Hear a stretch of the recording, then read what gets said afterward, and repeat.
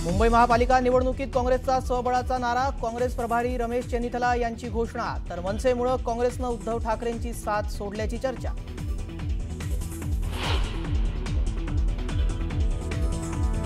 शरद पवारांकडून पक्षातील नेत्यांना युती आणि आघाडी करण्यास मोकळीक, नेत्यांना स्थानिक पातळीवर निर्णय घेण्याचा अधिकार, पवारांकडून कोणतीही अट नाही।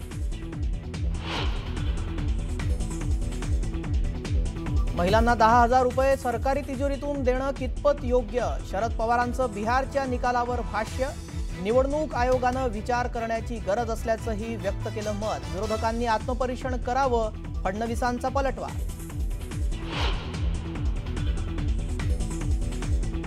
उपमुख्यमंत्री अजित पवारांनी दिल्लीत घेतली अमित शहांची भेट, अमित शहांच्या भेटीवरून चर्चांना उधाण, तर राज्यातील मुद्द्यांबाबत अजित पवारांनी भेट घेतली असावी, मुख्यमंत्री फडणवीसांची प्रतिक्रिया। मनसे अध्यक्ष राज ठाकरेंनी बोलावली महत्त्वाची बैठक, संध्याकाळी 6 वाजता मुंबई अध्यक्ष आणि उपाध्यक्षांसोबत करणार चर्चा, तर मिलिंद नार्वेकरांनी घेतली राज ठाकरेंची भेट।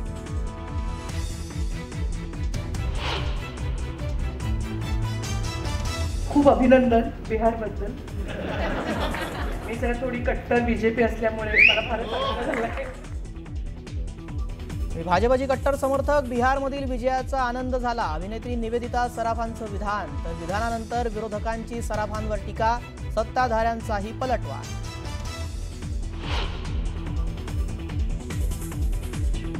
पार्थ पवारांच्या पुण्यातील जमीन घोटाळा प्रकरणी विजय वडेट्टीवारांचं मुख्यमंत्र्यांना पत्र, फौजदारी गुन्हे दाखल करत स्वतंत्र समिती नेमून निष्पक्ष चौकशीची केली मागणी।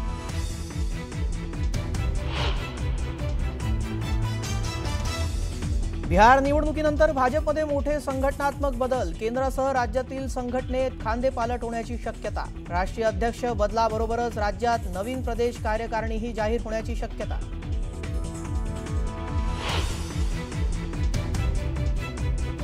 श्रीनगरच्या नवगाम पोलीस स्टेशनमध्ये स्फोट, मुजम्मिलकडून जप्त केलेल्या अमोनियम नायट्रेटच्या स्फोटात 9 पोलिसांचा मृत्यू, तर 32 जण जखमी झाल्याची माहिती।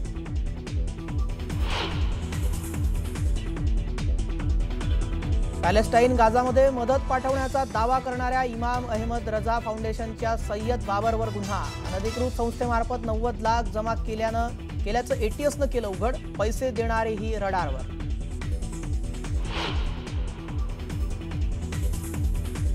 अहिल्यानगरच्या निंबळक गावात आक्रमक ग्रामस्थांचा रास्ता रोको, बिबट्याला गोळ्या घालण्याचे आदेश मिळत नाही तोपर्यंत मागे न हटण्याची भूमिका, हल्ल्यात चिमुकलीचा मृत्यू तर एक मुलगा जखमी।